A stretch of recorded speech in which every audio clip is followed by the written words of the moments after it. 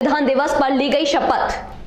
आपको बता दें कि भारत देश का संविधान ही सर्वश्रेष्ठ ग्रंथ है। यमुना किनारा कबीर आश्रम स्थित मौजा नराइच में डॉक्टर भीमराव अंबेडकर पार्क में अखिल भारतीय मंगल मैत्री महासंघ द्वारा संविधान स्थापना दिवस बड़ी ही धूमधाम से मनाया गया। कार्यक्रम में मुख्य अतिथि के रूप में आईपीएस डॉक्टर बीपी अशोक व अन्य आईपीएस अधिकारियों, सुप्रीम कोर्ट के अधिवक्ताओं ने बाबा साहब के चित्र पर फूल मालाएं अर्पित करते हुए देश के लोगों को संविधान के प्रति जागरूक किया व संविधान की शपथ ग्रहण कराई। विनोद कुमार, आगरा समाचार 24। देश में बहुत से आक्रांता आए, बहुत से लोगों ने अपने कानून चलाए, लेकिन एक दिन भारत आजाद हुआ। बाबा साहब डॉक्टर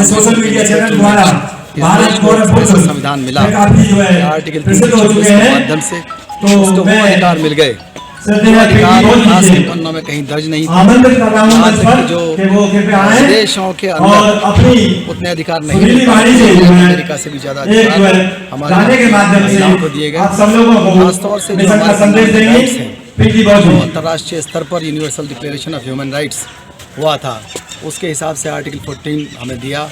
और जो फ्रीडम ऑफ रिलीजन है आर्टिकल 25 से 28 तक, वो सारी चीज़ें ऐसी हैं जिनको पढ़ कर के लगता है कि वाकई इस देश का हर आदमी एक दूसरे से प्यार करता है, एक दूसरे से जो उसकी भ्रातृत्व भावना है। संविधान को लेकर आप क्या कहना चाहते हैं? संविधान हमारी रक्षा करता है, हर जन जन की रक्षा करता है। हम लोगों को गलतफहमी रहती है कि हम संविधान की रक्षा करते हैं। जैसा कि लोगों का मानना है संविधान मूल निवासियों के लिए बनाया है, दलित लोगों के लिए बनाया है, सभी वर्ग के लिए। संविधान किसी एक वर्ग, किसी एक जाति, किसी एक धर्म के लिए नहीं बना है। संविधान बनता ही इसलिए है कि वो डायनामिक रहे, लोगों की जो परेशानियां हैं, लोगों के जो सुप्रीम लॉ है लैंड का, कोई भी इस तरह का कानून ना बने, कोई भी इस तरह का फैसला ना हो, ना प्रशासन से, ना जुडिशरी से, और ना ही पुलिस से, ना ही किसी सरकार से। जैसे कि बाबा साहब ने इतने अधिकार दिए हैं दलितों को, उसके लिए जनता से वो अधिकार इस देश के हर आम नागरिक को है, हर खास नागरिक को है। वो कोई ये नहीं कह सकता किस निवासी को है।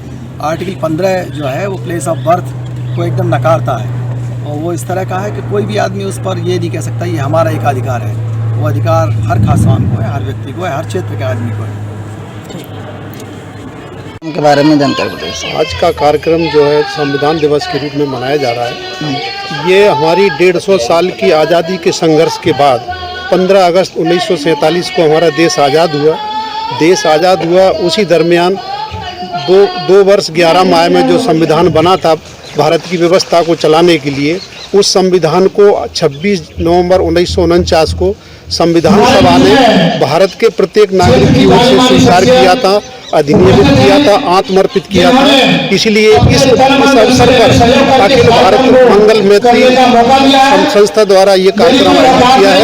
इस कार्यक्रम का उद्देश्य ये है कि संविधान के बारे में भारत के प्रत्येक नागरिक को जानकारी हो, ताकि हम अपने प्रजातंत्र की रक्षा कर सकें। प्रजातंत्र की रक्षा के लिए संविधान एक महत्वपूर्ण अंग है, और उसके रहने से ही प्रजातंत्र सुरक्षित हो सकता है। इसलिए इस अवसर का हमको संविधान से संबंधित क्या जानकारी देना चाहते हैं? संविधान के संबंध में ये निवेदन करना चाहता हूँ कि यह संविधान भारत के प्रत्येक नागरिक को जाति, धर्म, लिंग भेदभाव के नागरिकता की आज़ादी देता है, अपने विचारों को अभिव्यक्त करने की आज़ादी देता है, सामाजिक, आर्थिक, राजनीतिक न्याय की आज़ादी देता है, और अपने हक और अधिकार के लिए हमेशा लड़ने के लिए, न्याय के संघर्ष करने की आज़ादी देता है।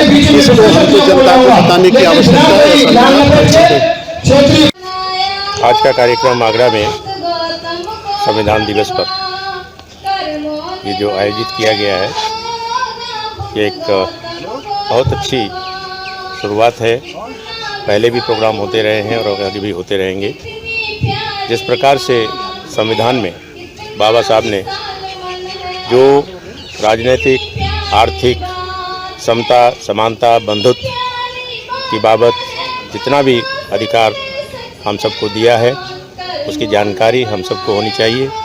संविधान दिवस के उपलक्ष्य के पर्व पर हर व्यक्ति को उससे एक इस प्रकार की धारणा अपनानी चाहिए, जिस प्रकार से ग्रंथ धार्मिक ग्रंथ है, उसी प्रकार से संविधान को भी एक अपना समाज का ग्रंथ मानकर उसको मानना चाहिए और अपने अधिकारों के प्रति सजग होना चाहिए। हर व्यक्ति को समाज में समता समानता के आधार पर सभी अधिकार मिले हैं, उनके लिए जागरूक होना जरूरी है। इस प्रकार के संविधान दिवस पर आयोजन आम जनता को उनके अधिकारों के प्रति जागृत करने के लिए अच्छे प्रोग्राम होते रहने चाहिए और आम जनता को इसके लिए जागृत किया जाना चाहिए। धन्यवाद। देते हुए आज के कार्यक्रम के बारे में क्या जानकारी देना चाह रहे हैं? मेरा नाम advocate Uday Kumar Sahu, Jabalpur high court में प्रैक्टिस करता हूँ और ओबीसी एससी एसटी के लिए जो भी पिटीशन आती है उसमें मैं ओबीसी एससी एसटी की ओर से खड़ा होता हूँ। अच्छा, आज जैसे यहाँ कार्यक्रम किया गया है, संबंध में क्या कहना चाहते हैं? आज जो मंगल मैत्री संघ की ओर से जो कार्यक्रम आयोजित किया गया है श्री यशवंत सिंह राणा साहब की ओर से, मैं उन्हें बहुत बहुत धन्यवाद देना चाहता हूँ। और ये कार्यक्रम संविधान दिवस के विधि दिवस के अवसर पर आयोजित किया गया है। इसके संबंध में मैं कहना चाहता हूँ कि 26 नवंबर से लेकर के 26 जनवरी तक ये 2 महीने का अंतराल है। इस 2 महीने में घर घर जाकर के हम संविधान कथा और संविधान पाठ का आयोजन करके संविधान के लक्ष्य को प्राप्त करने में हम जनता को जागरूक करें। संविधान में सामाजिक न्याय के लक्ष्य प्राप्त करने की बात कही गई है, लेकिन जब तक मेरा मानना है कि जाति में विवाह होता रहेगा तब तक संविधान के लक्ष्य सामाजिक न्याय के लक्ष्य को प्राप्त नहीं किया जा सकता है। इसीलिए संविधान कथा और संविधान पाठ के माध्यम से सामाजिक न्याय के लक्ष्य को प्राप्त करने के लिए जातीय विवाह बहिष्कार आंदोलन का हमें सपोर्ट करना पड़ेगा, उनको प्रमोट करना पड़ेगा, जिसके प्रांतीय अध्यक्ष यशवंत सिंह राणा साहब हैं।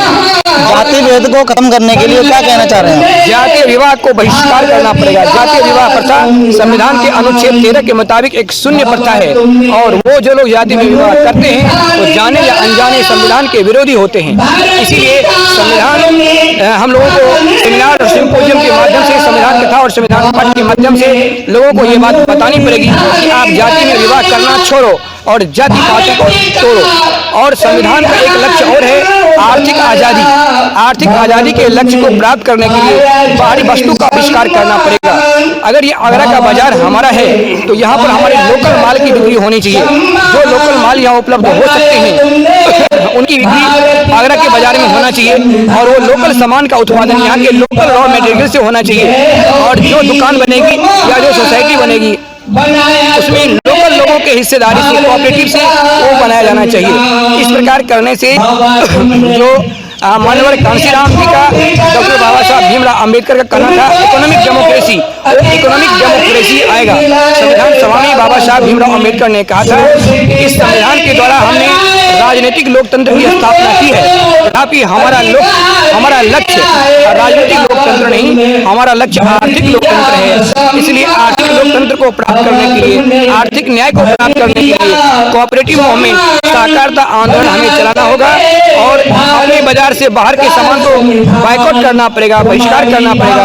तब पूंजीवाद खत्म होगा और असली बाबा साहब की दी हुई बातें इकोनॉमिक डेमोक्रेसी आएगी, समाजवाद आएगा।